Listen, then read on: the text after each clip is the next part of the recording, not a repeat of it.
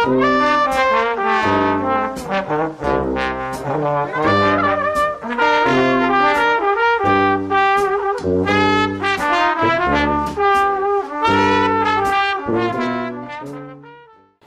hablan de pensamiento crítico, pero ¿realmente sabemos qué significa eso en la educación de hoy? Buena pregunta, Tatiana. Empecemos por eso. ¿Pensar críticamente es lo mismo que pensar bien? Supongo que no. Pensar bien implica razonar lógicamente, pero pensar críticamente debe ir más allá, ¿verdad? Así es. Lippmann afirma que el pensamiento crítico es responsable, literal, autocorrectivo. ¿Qué crees que significa pensar con responsabilidad? Yo creo que pensar con responsabilidad implica no solo el repetir ideas, sino asumir lo que uno enseña y piensa. Lippmann menciona que el juicio es el resultado de un pensamiento cuidadoso que considera evidencias y razones. ¿Crees que nuestros estudiantes juzgan así? No siempre, ellos suelen buscar la respuesta más rápida y no la más razonada. Considero yo que deberíamos enseñarnos a comparar y justificar. Entonces, enseñar a pensar críticamente es enseñar a pensar con fundamentos, ¿no? Exacto, no basta solo con saber, considero yo que hay que aprender a discernir. Además, Lippmann menciona que el pensamiento crítico se evidencia en el juicio razonado. ¿Cómo crees que se da eso en tu práctica docente? Bueno, en las clases en las que abordamos temáticas sociales, como por ejemplo el uso responsable de la tecnología, yo le pido a mis estudiantes que den su opinión. No espero una opinión válida o correcta, sino lo que pido es que ellos aprendan a justificar su opinión, el por qué piensan así.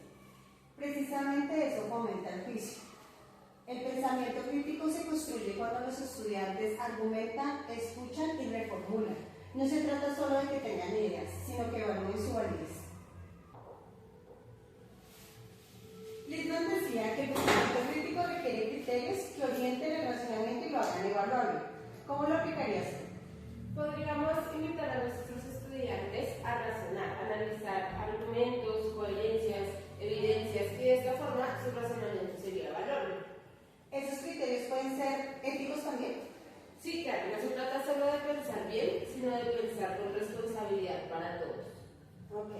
Lippmann también habla de los criterios y estándares que guían el razonamiento. ¿Cómo lo aplicarías en clase? Bueno, cuando yo le entrego a mis estudiantes guías de lecturas críticas, les planteo preguntas como ¿qué evidencia respalda la afirmación o qué otras evidencias se encuentran?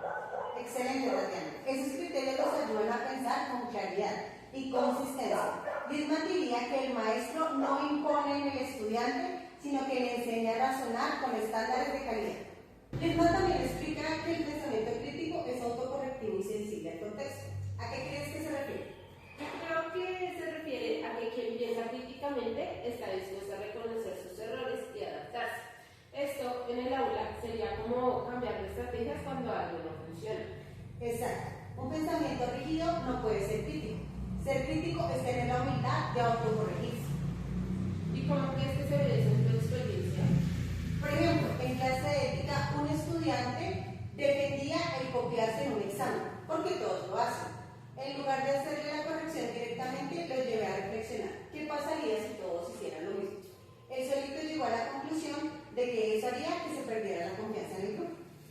Muy bien, eso demuestra cómo el pensamiento crítico ayuda a reconocer nuestras propias contradicciones o falencias. Lippmann decía que de la duda nace la comprensión, porque cuestionar nuestras ideas nos permite mejorar el juicio. Entonces, pensar críticamente no es solo cuestionar, sino construir sentido con otros desde la reflexión y el diálogo. Exacto, el aula se convierte en un espacio donde pensar juntos nos enseña a aprender mejor. Esa es la verdadera función del pensamiento crítico, según Lippmann. El aula como laboratorio del juicio. Pensar críticamente es transformar la educación.